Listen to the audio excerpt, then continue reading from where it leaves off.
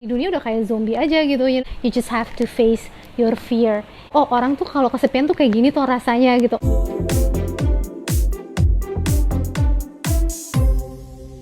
Hai guys, welcome back to my YouTube channel. Nama gue Gia, dan di video kali ini gue mau ngebahas tentang bukunya Haruki Murakami yang judulnya Colorless Zukuru Tazaki.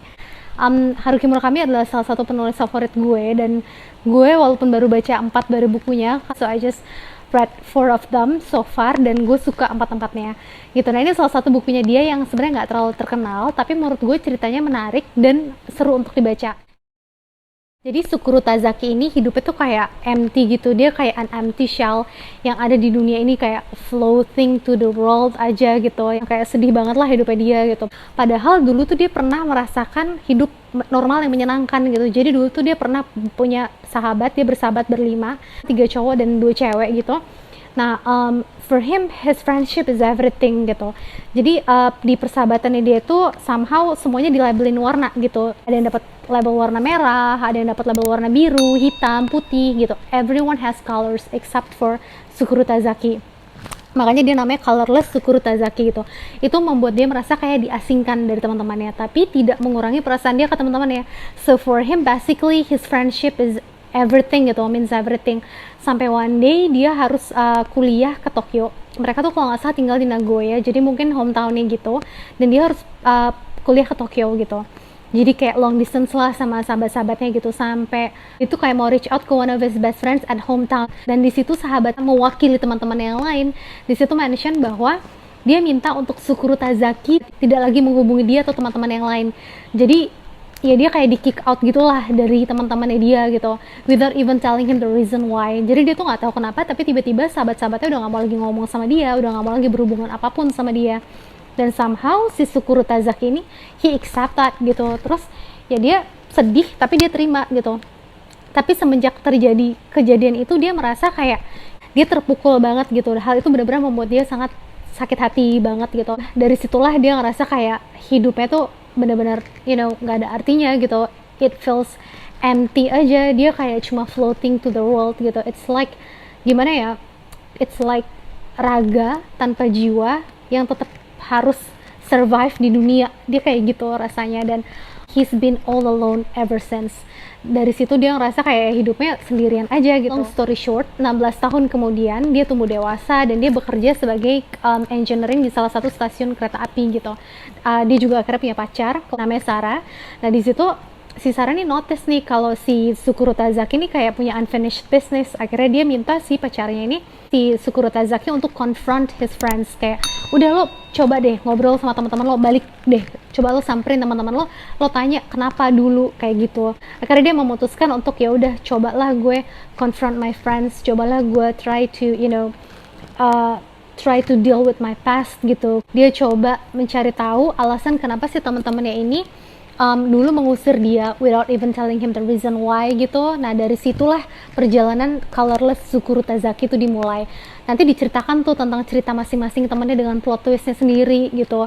Nah, itu tuh seru-seru banget menurut gue, ceritanya masing-masing menarik banget dan surprising gitu.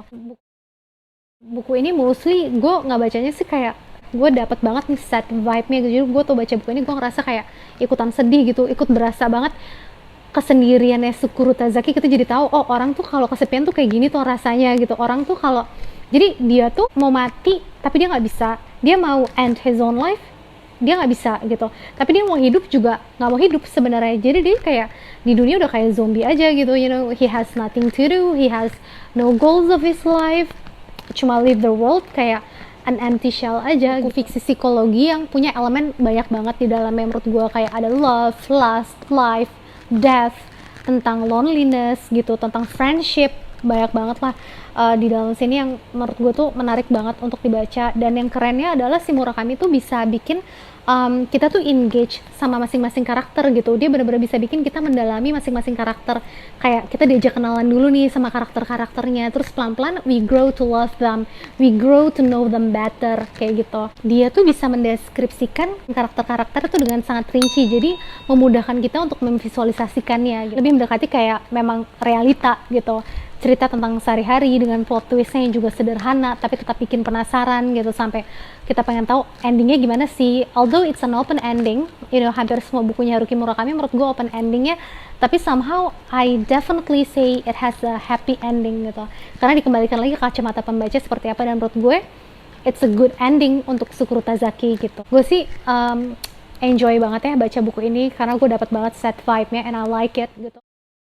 Lewat buku ini gue juga belajar bahwa, you know, sometimes in order to move on with your new life or new beginning, you just have to face your fear and you have to make peace with your past. Itulah yang dilakukan oleh Tsukuru Tazaki, dan menurut gue it's a bold decision.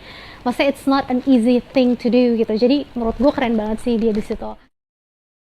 Segitu aja review gue tentang Colorless Tsukuru Tazaki. Kalau teman-teman mau baca bukunya Haruki Murakami yang menurut gue tuh kayak simple, sederhana, dan nggak terlalu spektakuler gitu kayak buku-buku dia yang lainnya yang, you know, magical realism yang kayak kita baca terus ada aja gitu yang bikin kita surprise with its characters gitu, kayak ceritanya bener-bener apa ya, memanjakan fantasi kita banget gitu. Dibanding sama buku-buku Haruki Murakami yang lain, memang ini agak berbeda ya bukunya, makanya mungkin si Colorless Tsukuru Tazaki ini kurang famous kali ya compare to buku-buku yang lain kayak Ichikyu Hachiyong atau Norwegian Wood gitu.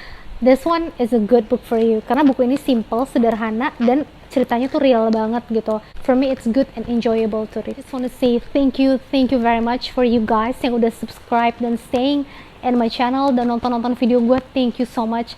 Gue bener-bener berharap insya Allah video-video gue bisa bermanfaat buat teman-teman. Dan untuk yang belum subscribe, if you find my videos useful and enjoyable, please subscribe, cause you know your support means a lot for me to make more videos. Thank you very much for watching, and then I'll see you on the next episode. Bye bye.